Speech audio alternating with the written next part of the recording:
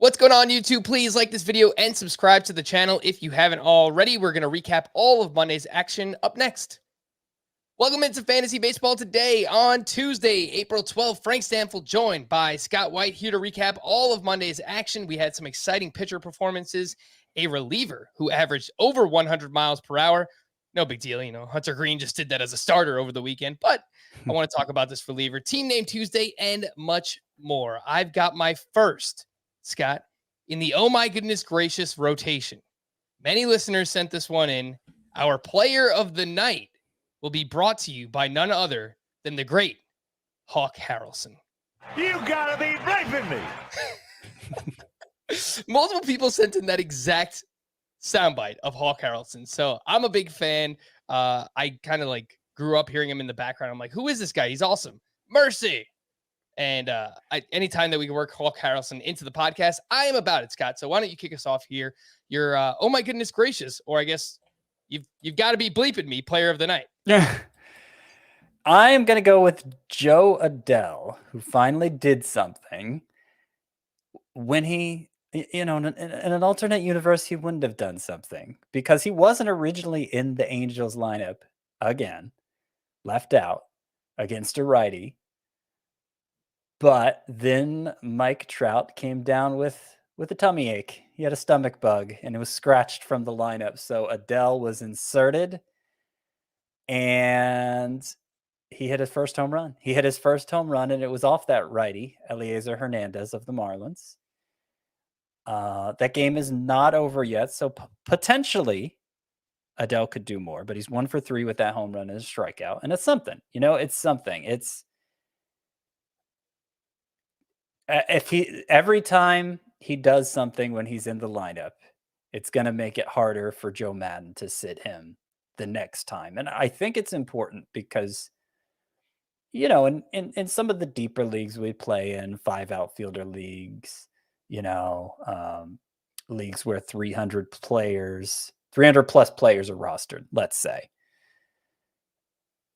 Probably not much of a question whether or not you hold on to Adell, but anything shallower than that, I think it is a serious question at this point because you only have so much roster space, obviously, and based on his usage so far, he's unusable in those shallow leagues until he gets more consistent playing time. You want to hold on to him for the upside, but you got somebody like Steven Kwan out there just begging to be picked up.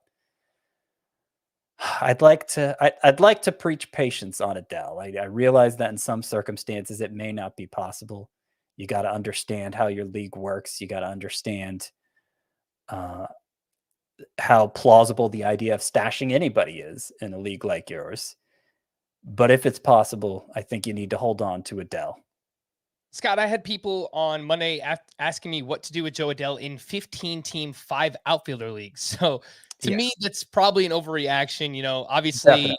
it's been a roller coaster ride, no doubt, with Joe Adell thus far. In and out of the lineup, looking more like a platoon bat. And then, of course, he gets the start on Monday because of Mike Trout's tummy ache, as you mentioned. And he hits a 430-foot homer, not just like a wall scraper. This was a bomb to right center field. So very impressive to see that from Joe Adell. Scott, I think where I'm at right now, any 5 outfielder leagues, I'm going to hold Joe Adell. I think even in 3 outfield category leagues, I'd like to hold him if I can. 3 outfield head-to-head points leagues, if somebody like Steven Kwan or Connor Joe is available in that format, I think I would be okay making the swap. I think you have to in that format. I mean, that's the better format for both Kwan and Joe because of their plate discipline. I think you have to in that format. But I pretty much agree with that breakdown. I think in some 3 outfielder category leagues, it may still be hard to hold on to Adell, but I'd prefer to do it. I mean, I was just saying yesterday that I'd like to hold on to CJ Abrams in every league where I can. I think he's in a very similar spot. He was out of the lineup again for the Padres, another left-hander on the mound, but they're facing nothing but righties the rest of the week. So, we may be on the verge of seeing CJ Abrams make himself indispensable, or he may not, and I ended up having to drop him in one of those shallower leagues, a 12-team points league. Again, I think you can justify dropping him more in points than categories, but I didn't like to do it. You know, I want to hold on to that upside. I think he could be a difference maker even in a points league potentially. But you have to treat roster space as not just, okay, these are the players I want. These are the players that I'm at risk to losing to somebody else if I'm not protecting them. And I don't think in those shallower leagues, Abrams or even Adell is necessarily in that spot where you risk. Sure, if they go off, you know, over a 3-game span, you could very quickly lose them to somebody else. But right now, I don't think that's much of a risk. The last point, Scott, on Joe Adell is I saw earlier that Taylor Ward is expected to be activated from the IL when first eligible this weekend. So that's just another obstacle in this puzzle that we're trying to figure out right now. Regarding I think I saw it was Madden reiterated that Taylor Ward is his right fielder when he comes back. I think I saw. So, I mean, look, this could be cleared up by the weekend, too. If we get to Friday and Taylor Ward is activated and he starts all 3 games and Joe Adell doesn't play at all, then obviously that will change our outlook on him. But let's see what happens the rest of the week for Joe Adell. And Brandon Marsh, by the way, I feel like it's worth mentioning. 2 hits tonight, a double, a home run, and he has not struck out over his first 4 games. Last year, the biggest issue for Brandon Marsh was that he struck out over 30% of the time. And it's not really something we saw much in the minors from him. And it was a huge issue last year. So he's only 24% rostered, and I think someone who should be on our radars right now as well. So he has struck out once. Marsh has. And I'll also point tonight out, or no, just for the season. You said over his first 4 games, right? Yes. No. Yeah, 1 strikeout for Marsh.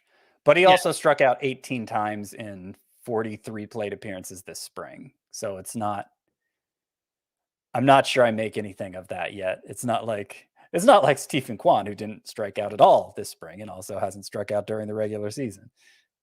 Speaking of Stephen Kwan, Scott, look, I feel like we need to keep talking about him until this roster rate just climbs higher. He's 49% rostered. Another strong performance on Monday, 1 for 3 with a triple, 3 RBI, 2 walks, 2 runs scored, batting second once again. Of course, no strikeouts in this game for Stephen Kwan. And then the other one is Connor Joe, 2 for 5, his second home run. This one came off of a righty in Greg Holland. And on the road. Yeah. Not a course field. Still just 38% rostered, and Connor Joe has started all 4 games for the Rockies. Again, like I broke down where I would add these guys over Joe Adell, but just in general, Scott, there are still outfielders that are rostered in too many CBS leagues compared to these guys. Mike Yastrzemski, Brendan Nimmo, Enrique Hernandez, those are all rostered in over 60% of leagues. I would drop any of them, all of them, for Stephen Kwan and Connor Joe. Easily. Yeah, that needs to change. And, you know, I think it's a tough call whether you go Kwan or Joe. Kwan's getting all the headlines right now, so I think you're most at risk to losing him to somebody else. But I think Joe is going to be more impactful just because of where he plays his home games. Yeah, I think there's going to be higher power output there. But like playing time isn't an issue for either one of them, and you know, a lot of the players you're considering, a lot of those guys you're considering dropping or adding, they're not necessarily full timers yet. So that has to weigh into your consideration too. But yeah, I think they are both living up to the hype and then some. You know, I mean, I say hype. I mean, how much did we hype Stephen Kwan before the season? I wish we had hyped him harder. You know, it wasn't clear what kind of role he was going to play for Cleveland. It wasn't clear he was going to make the team at first. Yeah, I know we mentioned him. We mentioned him late as like a deep sleeper. Yeah, but yeah, not nearly enough. We didn't. Right. Yeah, we didn't really know what his role was going to be. But again, like after trading away Bradley Zimmer, that kind of reinstills some confidence in Kwan, and you know, especially where they're batting him in the lineup. Joe Adell, by the way, just added another RBI double to his line on Monday night. So there you go. Go Joe. 2 for 4, double homer, 2 RBI for Joe Adell. It's a really good game for him. Scott, one other name here I wanted to ask you about, Alex Kirilloff. I'm getting a lot of questions about him too. 1 for 15 to start the year. Do you drop Kirilloff for Kwan, Connor, Joe, both? Ooh, in the podcast listeners league, which is a shallower league, 12-team points, 252 players rostered, I actually had briefly, I had entered a move to drop Kirilloff for Kwan. Not because I want to give up on Kirilloff, but because now is my chance to get Kwan, and Kirilloff was the only player I felt like I could drop. I ultimately changed my mind. I can't remember. I may have put in a move to drop Nestor Cortez instead. And in any case, I don't think I won. Did I win Kwan in that league? I don't think I did. I think you did. Oh, okay. Who did I end up dropping for him? I'll pull it up, but okay. I thought I saw an email from someone today pointing out that you won Stephen Kwan. Yes, you did. For $3 out of a $100 fab budget, you dropped Nestor Cortez for him. Okay. Yep. That was what I ended up switching it to. But it was Alex Kirilloff at one point. A part of it is because it's a points league, and I try to keep my hitters to the extent I can justify it. I try to keep my bench hitter free. I try to make it mostly full of pitchers because they're always usable hitters to pick up if you ever need one. But, I just like the upside of Kirilloff too much. So I guess what I'm trying to say is, well, I can understand needing the roster space for somebody else in a shallow league. It's kind of like Adell. Like I still love the upside, slow start or not. I'd certainly rather hold on to Kirilloff if I can figure out a way to do it. All right. Player of the night for me, Michael Lorenzen. He looked awesome at home against the Miami Marlins in his Angels debut. 6 innings, 1 run, 0 walks to 7 strikeouts. He had 14 swinging strikes on 89 pitches. He threw 5 different pitches, 11+% of the time. So a very diverse arsenal for Lorenzen in this game. He had 9 ground ball outs. He hasn't consistently been used as a starter since his rookie season back in 2015. You might remember Lorenzen as a reliever with the Cincinnati Reds for most of his career, but now stretched out, starting for the Angels, and he looked fantastic in this start, Scott. He's 5% rostered, and he's only RP eligible on CBS right now. So if you play in a points league, he has that SPARP eligibility. Yeah, I was really impressed. Obviously, the velocity was down with the roll change, but 14 swinging strikes on 89 pitches, and the breakdown was interesting. He has 6 pitches. I mean, you can't expect to make use of 6 pitches in a relief role. You expect a pitcher's numbers to get worse going from a short role in the bullpen to obviously extending out and being a starter. You expect him to lose a little something statistics wise. But when you're not able to make use of your full arsenal in a relief role, that opens the door for you to actually improve with the move to the rotation. And early returns for Lorenzen suggest that may happen for him. I'm not sure how badly I want to pick him up just yet. Like, he's not up there with Tyler McGill or even Merrill Kelly for me, unless it's a situation, obviously, where you need a relief pitcher in a points league. Relief pitcher eligible pitcher, I should say. But it was pretty interesting. Yeah, interesting for sure. Again, he's going up against the Miami Marlins. So while we expect the Marlins lineup to be a little bit better this year, I think it's still looked at as a good matchup. So good to see from Michael Lorenzen in his debut. I want to kind of compare him to a few other pitchers who might be available, Scott, who pitched on Monday. And Nick Martinez making his return to the majors for the Padres, 5 innings, 1 run, 6 strikeouts. He had 13 swinging strikes on 83 pitches. He is only 15% rostered.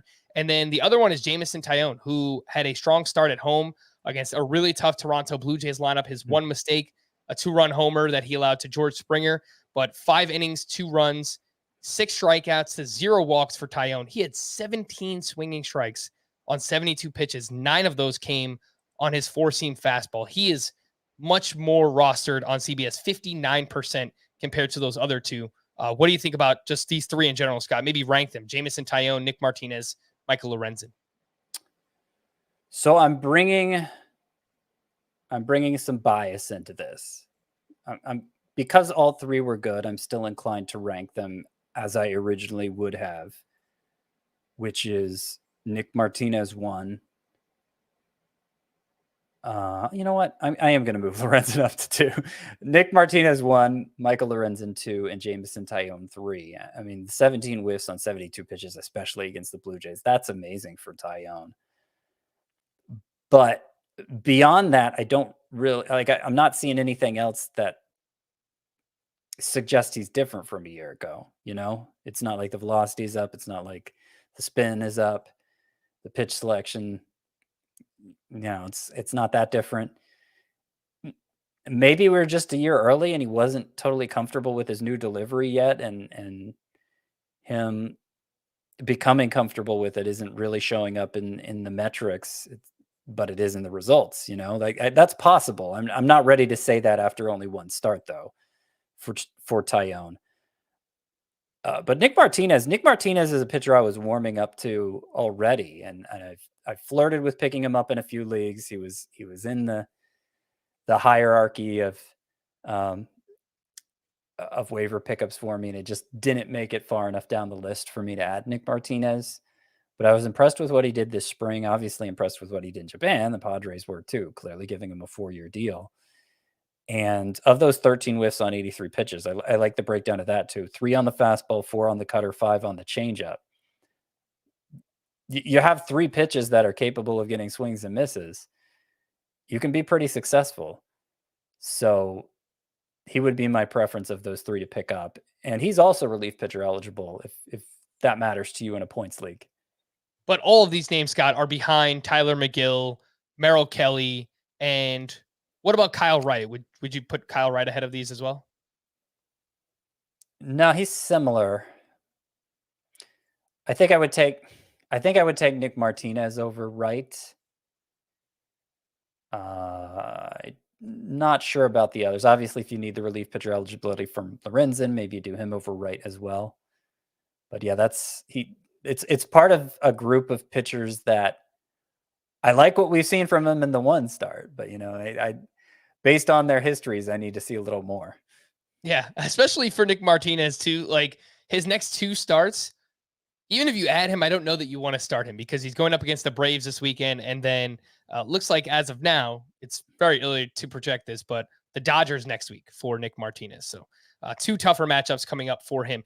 This isn't a starter, Scott, but I wanted to mention his name early on. Yohan Duran. I mean, what he did against the Seattle Mariners in this game, he came in a 4-run lead in the 9th inning. Tyler Duffy pitched in the 7th. Joe Smith pitched in the 8th.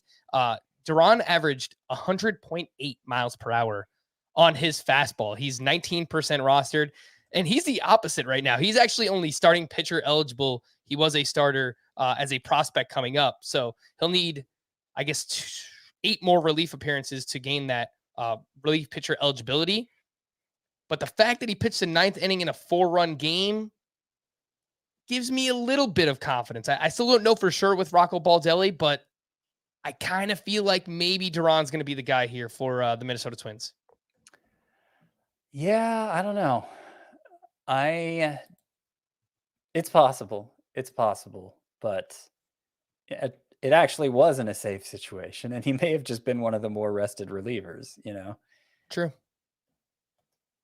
So, yeah, I mean, he's definitely somebody I have my eye on, and I could see that happening at some point. I just don't think we're going to get much clarity from Rocco Baldelli for a while. Okay. If you had to just take a guess right now, who do you think gets in the next Twins save opportunity? So I need to do a better job of memorizing the names of the relievers in the Twins bullpen. Yeah. Because there's a guy I'm thinking of. Jorge Alcala. They have Tyler Duffy. Yeah, Alcala's the one still. If I had to pick a single Twins reliever to invest in. And again, I think it's going to be a mess for a while. But Jorge Alcala is the one. All right, some news and notes. I missed this yesterday, but apparently Fernando Tatis said this weekend that he expects to resume swinging a bat in around 3 weeks. He's on the 60-day IL, which means the earliest date Fernando Tatis could actually play in a game this season is June 7th. Will that actually happen? That seems probably aggressive, but nice to see some good news for Fernando Tatis. Mike Trout, as we mentioned earlier, was scratched Monday night due to the same illness he was dealing with last week. Apparently, it's some kind of stomach issue. doesn't seem anything too major for him. Luis Patino left his start Monday after recording just 2 outs. He was later diagnosed with a strained left oblique. Instead of going to the IL, Scott, a crusher. Blake Snell plans to play catch on Tuesday, throw a bullpen session Wednesday ahead of his start on Friday. So there's still a chance that Blake Snell does not go on the IL. So maybe we kind of slow down our hype a little bit on Mackenzie Gore. I still think he needs to be rostered. You know, the shallow leagues that we talk about are usually points leagues where there's a greater demand for starting pitchers, obviously. So even in those leagues, I still think Mackenzie Gore needs to be rostered, because if his chance isn't right now with the Snell injury, it'll be right around the corner. And I think he's ready to go. I think he's ready to do real damage when his opportunity does get here. Again, in Mackenzie Gore's first minor league start, 5 shutout, 2 hits, 0 walks, 7 strikeouts. He is 55% rostered on CBS. Again, that is Mackenzie Gore. Trevor Story was out of the lineup again on Monday due to illness, but he could be back on Tuesday. Zach Gallen was pushed back in the rotation due to a small cut on his thumb. Taijuan Walker exited Monday's start and will undergo an MRI on his right shoulder. He actually looked really good to start, too. I think it was 2 perfect innings, 4 strikeouts against the Phillies, but, you know, shoulder injury, obviously pretty bad for Taijuan Walker. Zach Wheeler will apparently be limited to 70 or 75 pitches on Tuesday, which is actually more than I thought. So 70, 75, we might get, 5 innings out of Zach Wheeler. That would be pretty awesome. That's not much more than any pitcher's been throwing. There have been so far only 6 pitchers who've thrown 90 pitches in all of baseball. So if Wheeler's going to get to 75, then,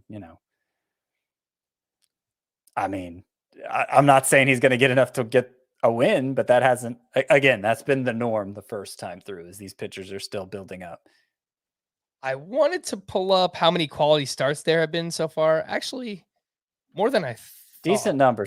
There were some really, there's been over a dozen 6+ inning starts, and all of them, as you'd imagine, given how few have thrown more than 90 pitches, were very efficient starts. Yeah. 13 quality starts entering Monday. Alek Manoah added another one to that total. We'll get to Alek Manoah in just a little bit. Jack Flaherty has been cleared to play catch up to 90 feet. He received a PRP injection in his right shoulder 3 weeks ago. Danny Jansen is dealing with some soreness on his left side and was not in the lineup Monday. This could be more playing time for our guy, Alejandro Kirk. Jordan Montgomery should be able to make his next scheduled start this weekend in Baltimore after being hit by a comebacker on Sunday night. A few lineup notes. Scott, you mentioned CJ Abrams was out again Monday, going up against the lefty Alex Wood. Giants prospect Elliot Ramos made his debut on Sunday. He went 2 for 3, and then he was benched Monday night against righty Nick Martinez. Seems like he might be part of a platoon situation himself. Jared Kelenic not in the lineup. And we haven't talked about his slow start so far, Scott. He is 1 for 11 with 5 strikeouts thus far. It's hard to take anything away from whatever he's played 3 games so far for Jared Kelenic. But, so far it's been mostly a pretty rough start for a lot of the prospects. I saw that Torkelson, I think, was like 0 for 8 with 6 strikeouts over the weekend. So that was pretty rough as well. And Julio Rodriguez, 1 for 14 with 7 strikeouts. He did get his first stolen base today, which was nice, but he hasn't been, his hot hitting has not carried over to the regular season. And it's kind of reminding me a little of how Jared Kelenic began his career last year, frankly. Not great. I mean, I'm not anywhere close to considering dropping Julio Rodriguez. So this isn't about that, but I had hoped for better. You worry about him going into a little bit of a tailspin here if he loses confidence or whatever. But they've continued to run him out there, and as long as they continue to do that, I think he'll get hot, and it'll be a distant memory. If you are listening or watching, you might have heard me make some kind of weird sound in the background while Scott was talking. I just saw that Jesus Sanchez hit his 2nd home run of the game tonight, and it came off of Raisel Iglesias. So pretty impressive there. I know the first one was a bomb. It was 439 feet, and now just added a second one. So a double dong performance here for Jesus Sanchez, outfielder with the Miami Marlins. I believe he's pretty available too, Scott. 65% rostered. Do you think that number should be higher for Jesus Sanchez? I still am not particularly compelled to roster him in like a 3 outfielder league. But if you're in a 5 outfielder league and you need home runs, he's a candidate for those, sure. Mm-hmm. Would you rather have him or Brendan Nimmo? Nimmo was 76% rostered. Like, he's a fine player, but I don't get that. I would rather have Sanchez. I don't. But I don't really get the roster rate for Nimmo because, I mean, platoon player who doesn't hit for much power. Yeah. Good on base guy, but in the leagues where on base percentage counts for something, where walks count for something, tend to be the shallower ones. So there just isn't much utility for Nimmo. That roster rate needs to go down for sure. All right. And the last lineup note I wanted to mention, Bryson Stott and Alek Bohm have alternated starts at third base through each of the Phillies' first 4 games. Alek Bohm on Monday night went, I believe it was 1 for 1. I'll pull that up again. 1 for 1 with 2 walks. But he also had 3 throwing errors in this game. So, I was surprised, Scott, because they're going up against a righty, Taijuan Walker, Bryson Stott, left-handed bat. Just feels like it makes sense, but I don't know. I guess for the time being, they're just going to go with like this alternating Bohm and Bryson Stott, which is, frankly, it's frustrating for both of them if you have either one in fantasy. Yeah. I'm thinking Bohm is may not be long for the job, though. That's my hope. Obviously, if you're in the sort of league where you could think about dropping Adell, you could think about dropping Stott too. I don't think the upside is quite the same. But if you're in something deeper, I'd try to be patient with Stott too. All right. Before we hit a quick break, make sure to follow our Fantasy Baseball Today Twitter account if you haven't already. It's at FBT Pod on Twitter. We're closing in on 25,000 followers. So nice little milestone there for us to reach. And again, if you're watching us live on YouTube, you're watching us on demand, please like this video and subscribe to the channel if you haven't already. We're going to take a quick break. And when we return, we're going to talk about Alek Manoah because he was awesome on Monday night. We'll be back right after this. They call me Tech God Willy Wonka. Up to my gobstoppers in secrets. And it's all true. I'm talking to someone from another planet. Do you know what this is? Do you know what this means? Go. Take him. Now. The world's been asking, who am I?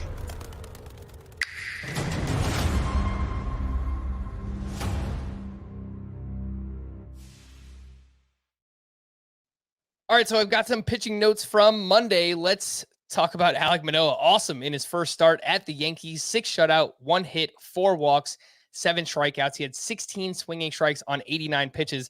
Scott, what really stood out to me in this start, 17% changeup usage for Manoah. He had 4 of those 16 swinging strikes on the changeup. The changeup was not a good pitch for him last year. I remember when we were doing analysis on him, I said, he has 2 different iterations of a fastball, a 4-seamer, and a sinker, and his slider. That was basically his go-to last year. Those fastballs and the slider. He tried to use the changeup, but it was not successful. If this turns out to be frankly, even an average pitch for him, Scott, that he could just throw against left-handed batters, then a Alek Manoah breakout season could be incoming. Yeah, I mean, I don't even know how much room he has to break out because he was already so good last year. I think we were expecting a bit of a step back from him, and maybe it's more of a step to the side or maybe even a step forward. Yeah, it was a great debut. The changeup usage, as you said, very encouraging. The results on it, and I'd be excited if I had invested in Manoah, which I don't think I did in any league because that was just a range of pitchers I wasn't drafting. But yeah, I'd be excited if I had him. Manoah was always going around Charlie Morton, Scott. It felt like I was always targeting Morton. You were targeting Morton. So right. Yeah. Not that I have any reason to be disappointed in Morton so far. But, right. Yeah. But yeah, neither. But yeah, Manoah looked great. A few others I wanted to mention here. Aaron Savali gave up 4 runs. 2 of those were earned over 3 1/3 against Kansas City. But something to watch here, Scott, his slider, his cutter, his curveball, the velocity they were all way down compared to last year. He also changed up the pitch mix a little bit here. He threw his slider a lot more than he did last season. I don't know. It was just kind of a weird start. I really don't know what to make of the Savali start because, just to put some specifics on it. So his fastball itself was down 1.4 miles per hour, which is a pretty big drop, but he hardly threw the fastball. And the pitch he used most, the slider, was down 4.3 miles per hour from last year, but he hardly threw the slider last year, and it was most used pitch this start. The cutter was down 3.2 miles per hour. Like, it makes me wonder if that slider is really the same pitch. And like, he remade his arsenal so much that or at least the usage was so different that it makes me wonder if he completely remade his arsenal the way he remade his delivery last year. I mean, Savali likes to change things up, clearly. So I don't know what to make of this. I mean, he had a pretty strong spring. Because he was pitching in Arizona, we didn't get many StatCast readings on what he was throwing. Or just kind of judging from the results, he looked pretty good. But the readings from his first start, where we do have the StatCast data, is pretty weird. Yes, weird indeed. I wanted to pull up what his next matchup is to see whether or not we want to keep him in the lineup. If you play in a weekly league, he's probably already locked in there. But in a daily lineup league, he faces the San Francisco Giants on Sunday at home. Would you be okay starting him there, Scott? Or maybe wait and see? Yeah, I mean, I'd rather not start him. I'm not saying you can't start him, but I want to get a better feel for what he's doing here and how it's going to play. Obviously, the results weren't good in this start. It may have nothing to do with what was going on with his arsenal. Or it may. Maybe something's wrong with him. It's hard to say at this point. Aaron Ashby of the Brewers, he looked pretty good in relief of Adrian Hauser on Monday. 3 1/3 shutout, 2 hits, 2 walks. He had 4 strikeouts, 10 swinging strikes on 68 pitches. He's still 45% rostered, Scott, and someone who had a lot of helium coming into the season, breakout potential. He comes with prospect status, and the Brewers have done great work developing their pitchers, but we're just kind of in flux right now. We don't know exactly what the role is for Ashby. As of now, it looks like he's just a long reliever, piggybacking, other starters when they can't go too deep, which doesn't have that much value in fantasy. So what are we doing with Ashby? Would you like to hold him? I'd like to, but it's less of a priority than somebody like Mackenzie Gore, who's going to be used more like a conventional starter when he gets here. I do think at some point this year, Aaron Ashby is going to enter the rotation, and I'm hopeful he'll be good enough to stay there whenever it happens. I mean, maybe he replaces somebody like Adrian Hauser, who he piggybacked with today. And did he end up? They pitched like the same number of innings, right? So they're kind of keeping Ashby stretched out to start by having him go throw 68 pitches. And so I don't think he's far removed from being a starter, but obviously he hasn't gotten the opportunity yet. Yep. I have just one share of Aaron Ashby, and it's a 15-team NFBC league where you have 7 bench spots, and I've held on to him thus far. So, obviously deeper league, I think he still has a good amount of upside. In formats like that, I'd like to hold Ashby if I can. I've had to drop Ashby in a shallower league to pick up. I don't even remember who. Maybe somebody like Connor Joe. But I'd like, if I had infinite roster space, he'd be on my rosters. Ranger Suarez made his debut against the Mets, Scott, and he was pretty bad. 2 2/3, 5 hits, 3 runs. Couldn't locate his fastball in this one. Only 2 hard hit balls, so you like to see that. He kept the hard hits down. Was there anything that you noticed from the start for Suarez? Yeah, I noticed that the average exit velocity against him was 79.4 miles per hour. So he was not hit hard. A short start like this, I wouldn't make too much of it, even if he was. But I see no reason to be down on Ranger Suarez, despite the results here. Somebody who was hit quite hard was Huascar Ynoa against the Washington Nationals. He gave up 5 runs over 3 innings. He had 4 strikeouts to 2 walks, which is strikeouts over 3 innings is pretty good. Could not locate anything. I was watching some of the start. He threw his changeup 13% of the time in this one, and he really did not use that pitch much last year. He did not register a single called strike or a whiff on the pitch in this one. Huascar Ynoa is 74% rostered. Scott, would you continue to hold him for now? It's tough because we have all these names emerging, and obviously you have to drop somebody. So would Ynoa be expendable for even any of the names we mentioned tonight? Taillon, Lorenzen, Nick Martinez. I'd drop him for any of them, to be honest. I wasn't the big Huascar Ynoa guy to begin with, but basically since how early was it that I think he broke his hand last year, right? In a fit of frustration. And ever since coming back from that, he hasn't looked like mixed league material. He was hardly used in the playoffs last year. And they have other directions they could go. I mean, maybe even Spencer Strider. I'm not saying that's on the verge of happening, but he was one of the two. Basically, the Braves used Ynoa, Spencer Strider, and Tucker Davidson today. And Strider was the one who had the best results. He actually lasted the longest, 3 innings and a third. He threw 71 pitches. So, he's basically stretched out to start if they wanted to make that change. I'm not sure if developmentally they think he's at that point, but if they're not confident in Ynoa, if they lose confidence in Ynoa, then that's a change that could happen sooner than later. And if not that, maybe they bring up somebody like Kyle Muller. Maybe they give Tucker Davidson a shot. Davidson wasn't good tonight either, but his velocity was way up, which was interesting, and he got a lot of whiffs. So I'd rather see them try Tucker Davidson, frankly. So I'm kind of at a point now where not only am I willing to see Ynoa go to the waiver wire in fantasy, but I'm kind of rooting for the Braves to make a change there too, because I don't think he's a long-term option for them. Spencer Strider, by the way, too. I'm rooting for him solely because of the mustache, Scott. I mean, that stash, that is a sick stash. Scott, what do I have to do to get you to grow a stash like that? I don't think I could grow a stash like that. I don't think I can either. Like, I have it, but it's not like the most thick mustache, admittedly.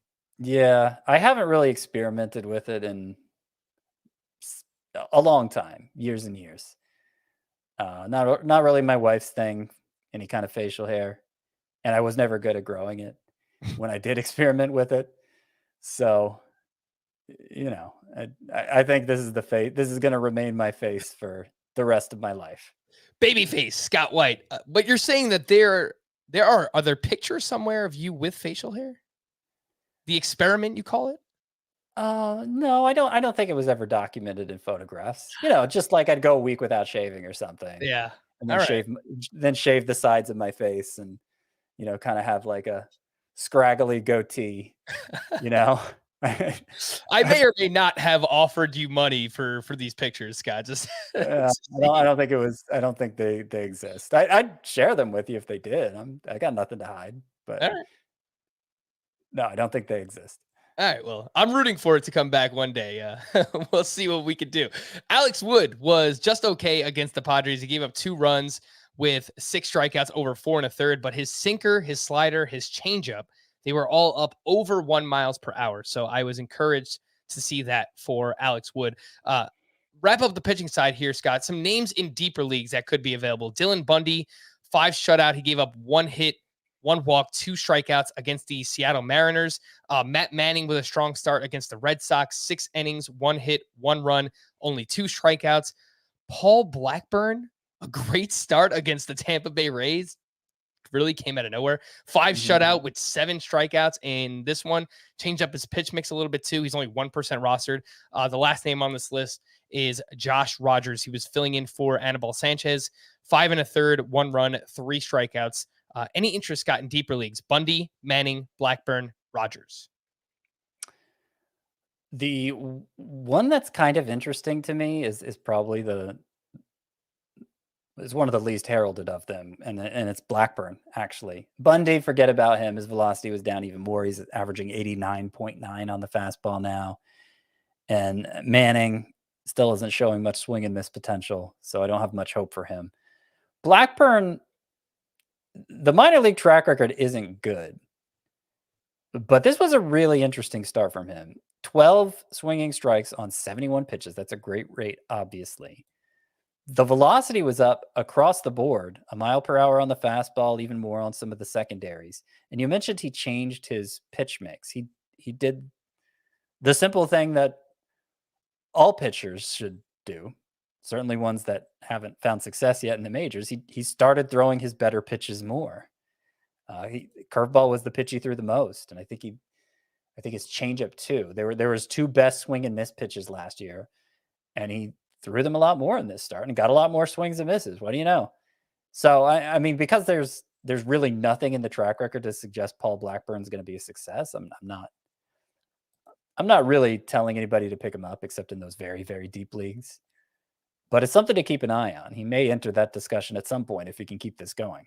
Yeah, his next start is at Toronto this weekend. So obviously that is really rough. But if he shows us anything in that start too, I mean, I think there's going to be real excitement about Paul Blackburn. It looks like he's slated to face the Orioles next week if the schedule plays out the way that it looks right now. He's only 1% rostered.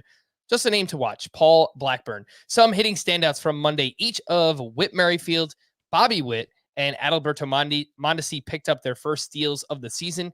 Adolis Garcia has 4 walks in 4 games thus far. I was surprised to see that. He had just 32 walks in 149 games last year. He also already has a home run. He has a stolen base. So, all right.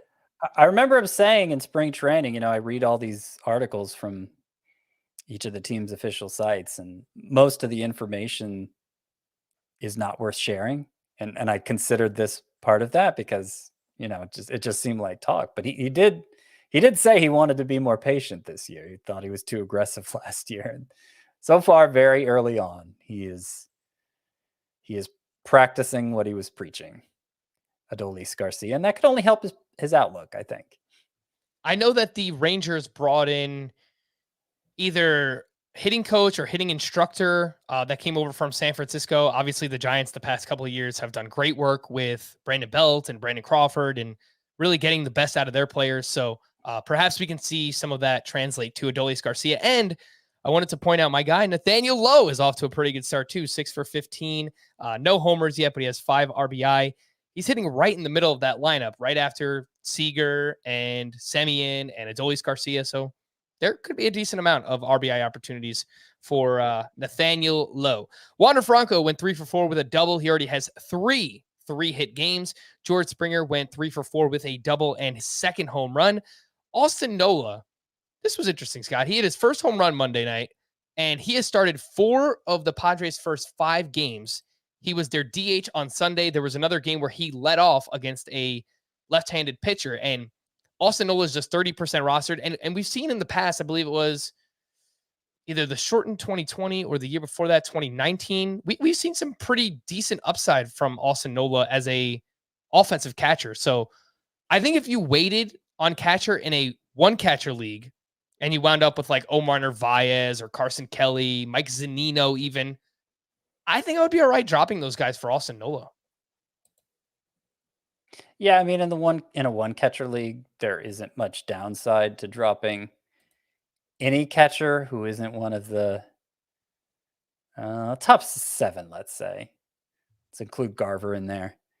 And Keibert Ruiz, maybe Alejandro Kirk. Maybe it's a little deeper than 7. But yeah, I mean, if you got one of those fringy guys, there's not much downside in a 1-catcher league to swapping them out for the hot hand, because who's going to go pick up the guy you dropped, right? Mm-hmm.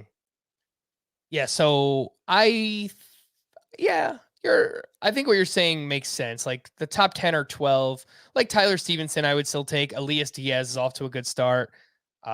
Alejandro Kirk, that one's close. I'd take Kirk for the upside, and he's playing enough even before the injury to Danny Jansen. He's been playing enough. Yeah, I would take Joey Bart over him too. But again, once we get into like Sean Murphy, Zunino, Vasquez, that's like the next group in my rankings. I would take Austin Nola over those guys. Some deep league hitter ads. Jorge Mateo went 1 for 3 with a walk and his second stolen base, and has started all 4 games for the Baltimore Orioles. And sneaky speed here, Scott. So yeah, Mateo 16% roster. Do you think that number should be higher? Should be way up. He's somebody I've added to in all my roto leagues. I'm well invested in Jorge Mateo. I mean, as desperate as everybody was for speed on draft day, I'm surprised he hasn't gotten more attention because it was announced pretty early he'd be the Orioles' everyday shortstop. He's also eligible in the outfield in CBS leagues. And he had a great spring. He's been drawing walks here early in the season. Jorge Mateo, he's got some power in addition to the speed. I'm not sure he has 20 homer power, but he's not, he's not going to be Miles Straw either in terms of home runs.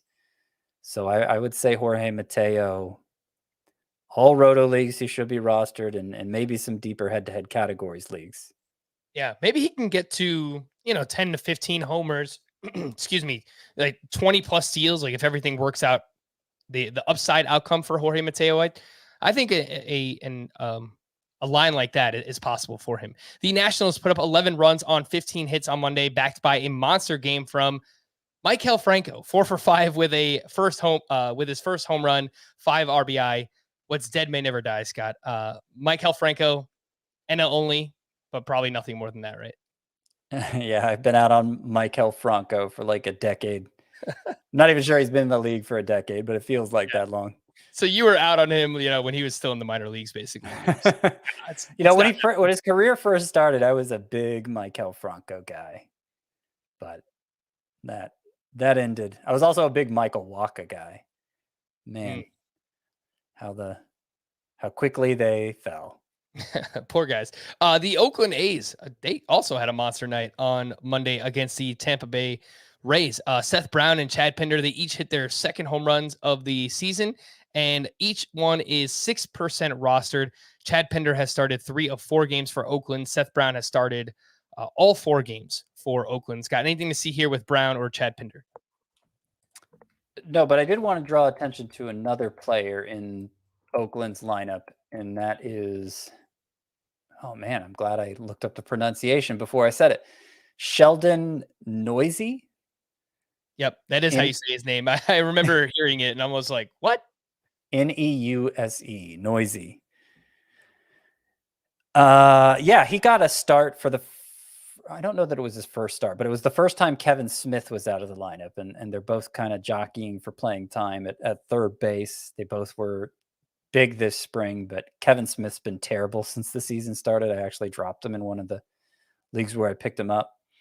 Bunch of strikeouts and poor exit velocity. He puts the ball in the air a lot, but so far he hasn't impacted it very hard in the majors between this year or last. And that combination might work in a smaller park, but I don't know that it's going to work in Oakland, particularly if he's not making contact.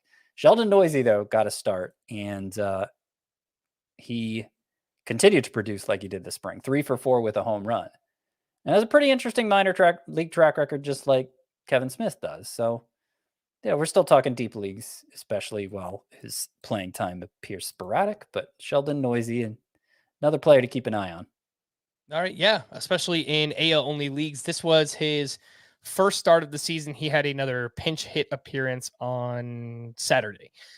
Cleveland, I wanted to mention, Owen Miller, back-to-back 3-hit games there. He started both games at first base. One was against a lefty, one was against a righty. He's 1% rostered. And Oscar Mercado, back-to-back days with a home run, 3% rostered.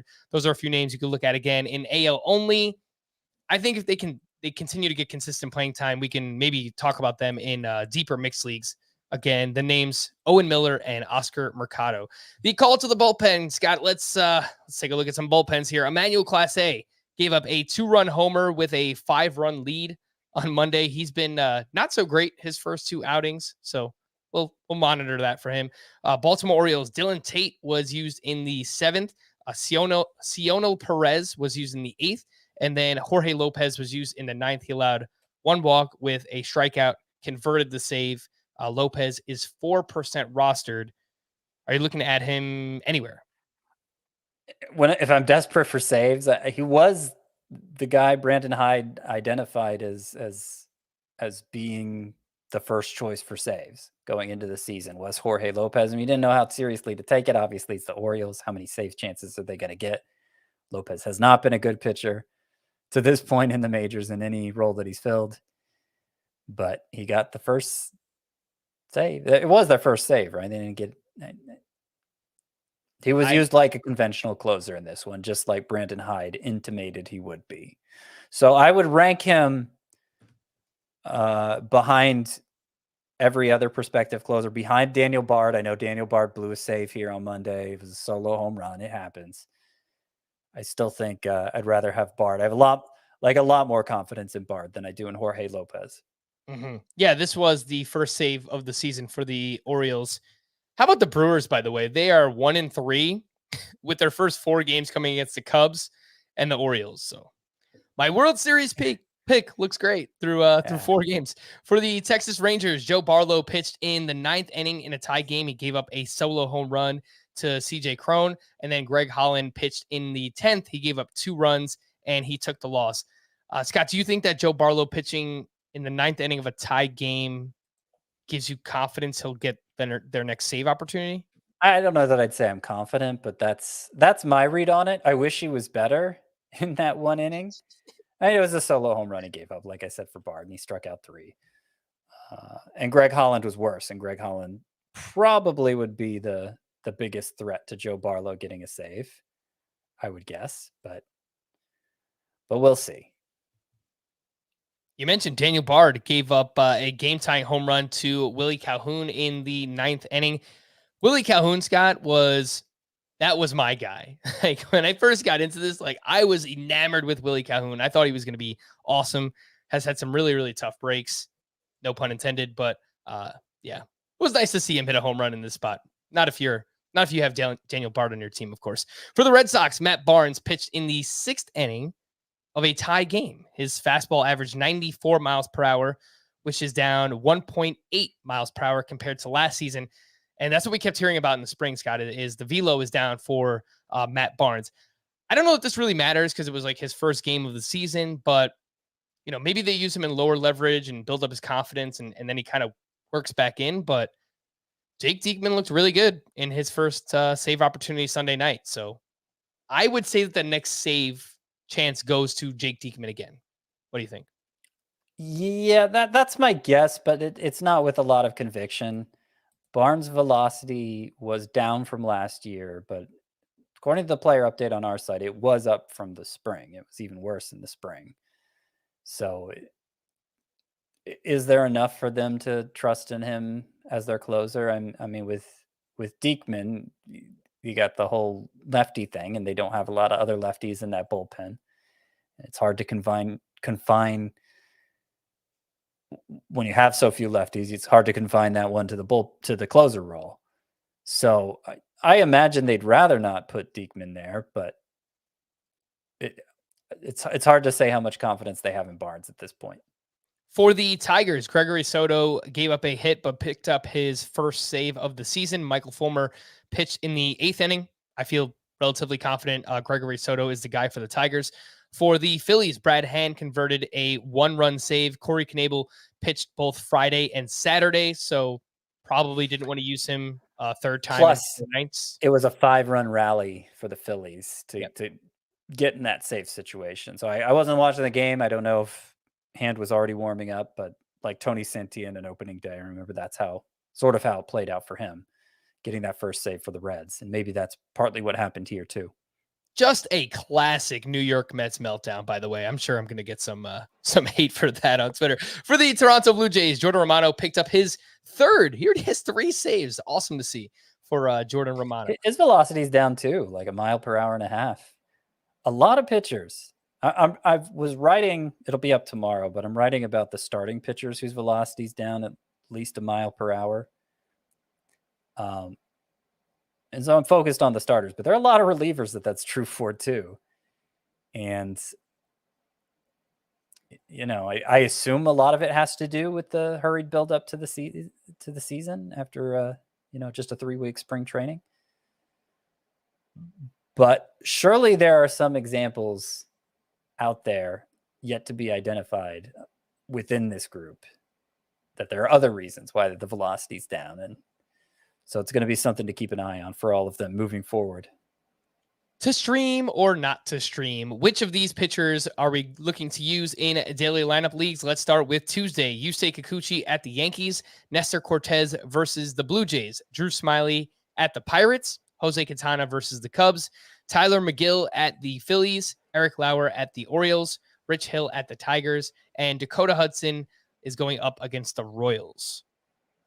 Do you have 2 or 3 that you like here, Scott? Yeah, Tyler McGill at Philadelphia. I'd be willing to do that after that impressive first start. And Dakota Hudson against the Royals.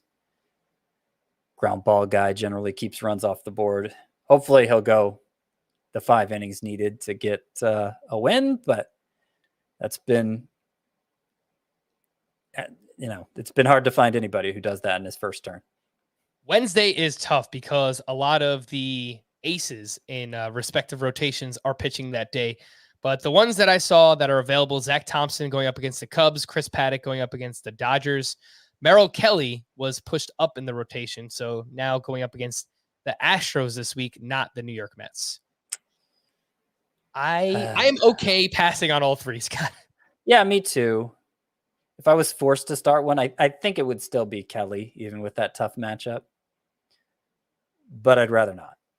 All right, Team Name Tuesday. If you have awesome team names that you want to send in, emails fantasybaseball@cbsi.com. Put Team Name Tuesday in the subject line. This one's from Quincy Alberts Swanson. All right. I like that. I don't know that I get it. Sorry. So it's like Albert Pujols' Swan Song. Oh, okay. Alberts Swanson. So Thank you for explaining it. I only know because he emailed he describing it, or else I'd probably be in the same boat. If it's obscure musical references, even if it's not so obscure musical references, we need Chris here for those.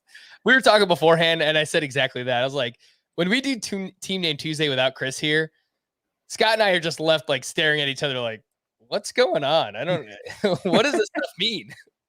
These are from and I don't think Chris is going to be on many Tuesday shows. So right. That's wonderful. Maybe we've got to move it to like Team Name Wednesday or something like that. It doesn't have the same feel. These 2 are from Colin, the Suzuper Saiyans. So that's a Dragon Ball Z reference. Seiya Suzuki, but opposite. You're all over that one, Frank. Yeah. Oh, big Dragon Ball Z fan growing up. I still frequent a little Dragon Ball Z action. Hitting Barlow the belt. Okay. Oh, that's good. I get that one. There's a lot going on there. This one's from Jif, Beer and a Stott.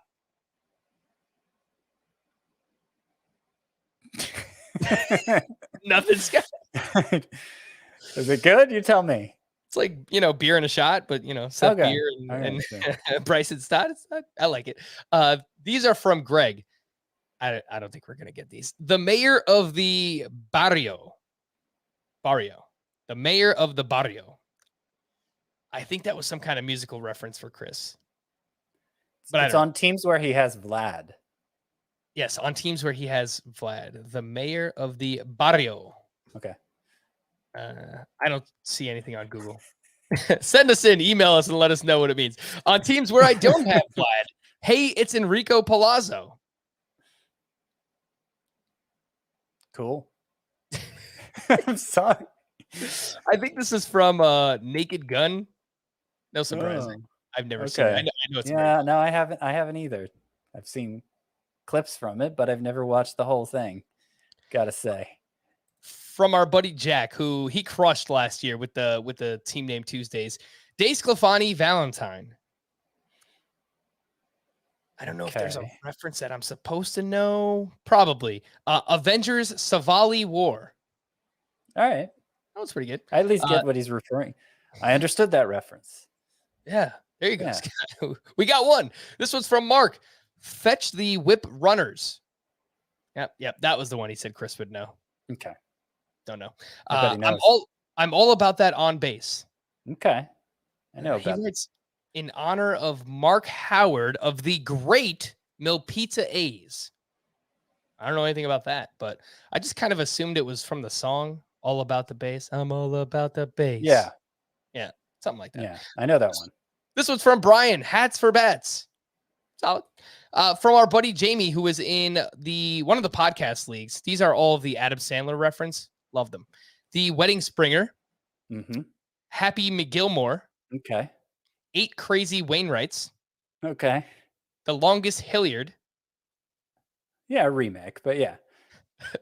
DeGrom Ups. It's supposed to be grown-ups. Oh, Yeah, that's a I didn't stretch. really like that one anyway. That's a stretch. Yeah, the movie I didn't like. The name's okay. Little Nicky Lopez, A+. Love. Yeah, that's my favorite one from this slate, I think, so far. And then the last one is Mr. Freed's. Okay. I like those. From Russ, Brindor's Palace O'Dingers. It looks like, I don't know, Lindor and Bryce together. Brindor's Palace O'Dingers. I don't know. From Jeff, Third Degree Burns. All right, straightforward. Yeah. From Cody, Vladdy's Wagon and Pot of Goldschmidt. Yeah, they work. I acknowledge that they work. The last one is from Jared, Cruisin', Bruisin', and You Losin'. Oh, going for a rhyming scheme there. Only one of those is a name, though, right? Cruz? Yeah, I think he pointed out the LUZ is for Luzardo. Mm. What would the BRUZ be for? Cruisin', Bruisin', and You Losin'. Is there a name BRUZ? I don't Baseball? know. I don't think so. Let me double check here. Typing in a couple different search engines. No, I think it just fit the rhyming scheme. Fair enough. All right. Well, as you guys can see, Scott and I are terrible at Team Name Tuesday, but continue to send them in and we'll have fun and we'll read them out and we can, make ourselves look foolish and we'll have some fun. We're going to wrap there. For Scott and Frank, thank you all for listening and watching Fantasy Baseball today. We'll be back again tomorrow. Bye-bye.